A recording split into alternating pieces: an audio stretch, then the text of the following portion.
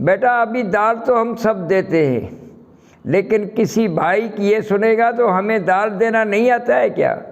بیٹا دال دینا آپ لوگوں کو آتا ہے، مگر تھوڑی اس کا لہجہ اور ہے۔ بیٹا دال کو 2-3-4 گھنٹے بھگاؤ، اسی کے بعد میں کیا کرو، اسی کو صاف کرو، صاف کر کے کسی کپڑے کے اوپر رکھو، کپڑا نیچے بھی کپڑا اوپر بھی کپڑا، اسی کو تھوڑا سا ہاتھ مار کے دھوپ پہ رکھو، تقریباً 20-25 منٹ آدھے گھنٹے میں ہاتھ لگا کے دال کو دیکھو گے تو دال کی سردی مر گئی۔ کیا سردی مر جائے، اسی کے بعد کپی میں ڈال کر دو اس کو۔ پانی جو ہی ہوتا ہے ابھی جو ہی ہے نا، اندر کی چربی ہے وہ بھی جم جاتی ہے، جب ہی دیکھو دال پورا پانی ہے۔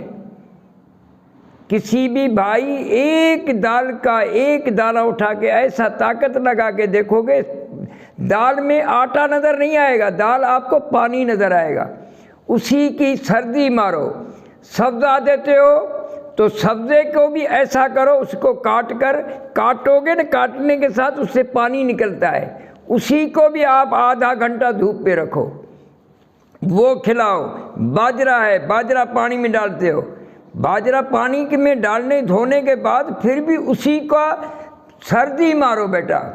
سردی نہیں مارے گا یہ جا کے پھوٹے میں بیٹھے گا، آندروں میں بیٹھے گا، آندروں میں چربی جم جائے گی، چربی جب ہی جم گئی تو بیٹا کوئی نہ کوئی انفیکشن ہو سکتا ہے۔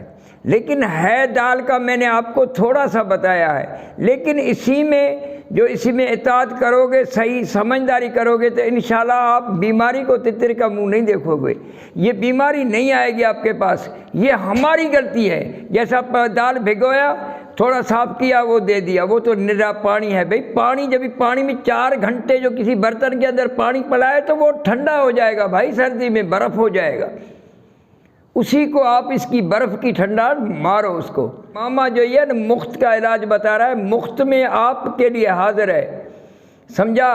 لیکن بات یہ ہے بیٹا، میں آپ لوگوں کے لیے حاضر ہوتا ہوں، لیکن کچھ کم کار ہمیں بھی ہوتے ہیں۔ میں اپنا کام کار کو ایک جگہ چھوڑ کے پرندے کی خدمت کرتا ہوں اور اناڑی شوقینوں کی خدمت کرتا ہوں، تو انہوں کا شوق زندہ رہے، کیوں جو میں شوقین ہوں، مجھے پتہ ہے کتنا محنت سے یہ تتر خریدنا پڑتا ہے۔ السلام علیکم ماما رند۔